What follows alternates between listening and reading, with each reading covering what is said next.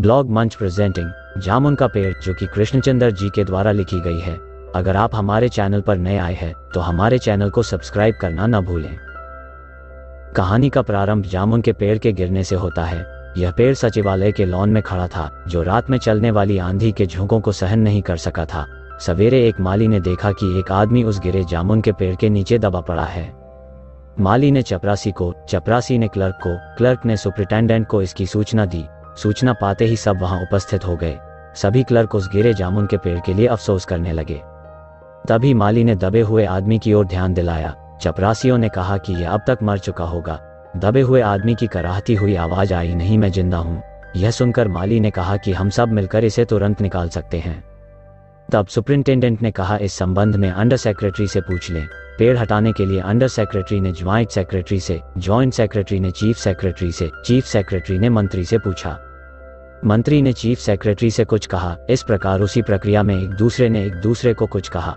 इसी प्रकार फाइल चलती रही और आधा दिन बीत गया।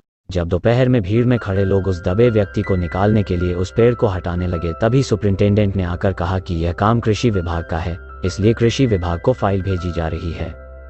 कृषि विभाग ने जवाब में कहा कि बैंक व्यापार विभाग के लान में गिरा है, इसलिए उसे उठाना व्यापार विभाग की जिम्मेदारी है। परंतु व्यापार विभाग ने पेड़ हटवाने की जिम्मेदारी पुनः कृषि विभाग की बताते हुए फाइल भेज दी।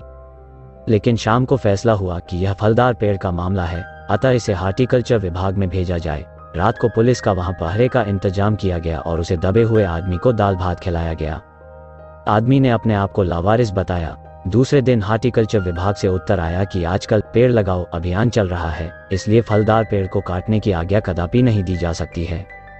तब एक मनचले व्यक्ति ने सलाह दी कि पेड़ को न काटकर आदमी को ही काटकर निकाल लिया जाए।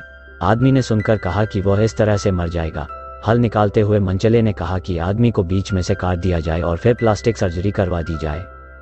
इस बात पर उसकी फाइल मेडिकल विभाग को भेजी गई। सारी जांच पड़ताल करने के बाद पता चला कि प्लास्टिक ऑपरेशन तो हो जाएगा किंतु आदमी नहीं बचेगा, अतः यह फैसला अमान्य हो गया। रात को माली ने दबे हुए आदमी से कहा कि कल उसके केस पर सभी सेक्रेटरियों की मीटिंग होगी, सब काम ठीक हो जाएगा। तब दबे हुए आदमी ने गालिब का एक शेर सुनाया। उसको सुनकर माली ने उससे पूछा कि क्या तुम शायर हो? दबे हुए आदमी ने हाँ करते हुए अपना सिर हिलाया। फिर क्या था, शायर होने की बात सब जगह फैल गई। सचिवालय की भीड़ वहां आकर एकत्र हो गई। परंतु जब पता चला कि दबा हुआ व्यक्ति कवि है, तो फाइल कल्चरल डिपार्टमेंट से होती हुई साहित्य अकादमी के सचिव के पास पहुंची। तब विभाग के सेक्रेटरी ने आकर पूछा कि तुम कवि हो और किस उपनाम से शोभित हो? दबे हुए व्यक्ति ने उत्तर दिया। ओस्ट सेक्रेटरी ने जानकारी प्राप्त करने के बाद दूसरे दिन आकर कहा, मुबारक हो, मिठाई खिलाओ, हमारी साहित्य अकादमी में तुम्हें केंद्रीय शाखा का मेंबर चुन लिया है। यह लो चुनाव पत्र। जब दबे हुए व्यक्ति ने बैंक से निकालने की बात कही, तब उसने असमर्थता व्यक्त की और कहा कि यदि तुम यहीं दबे दबे मर गए तो तुम्हारी बीबी को वजीफा दिला सकते हैं। वैसे पेड़ काटने के लिए फॉरेस्ट विभाग को लिख दिया गया है। अगले दिन जब फॉरेस्ट विभाग के लोग पेड़ काटने आए तो उन्हें पेड़ काटने के लिए यह कहकर रोक दिया गया कि यह पेड़ 10 साल पहले पिटोनिया के प्रधानमंत्री ने लगाया था, इसको काटने से उनके साथ संबंध बिगड़ जाएंगे। मामला प्रधानमंत्री तक पहुंचा। प्रधानमंत्री ने पेड़ काटने की आज्ञा दे दी। तब जाकर फाइल पूरी हो गई।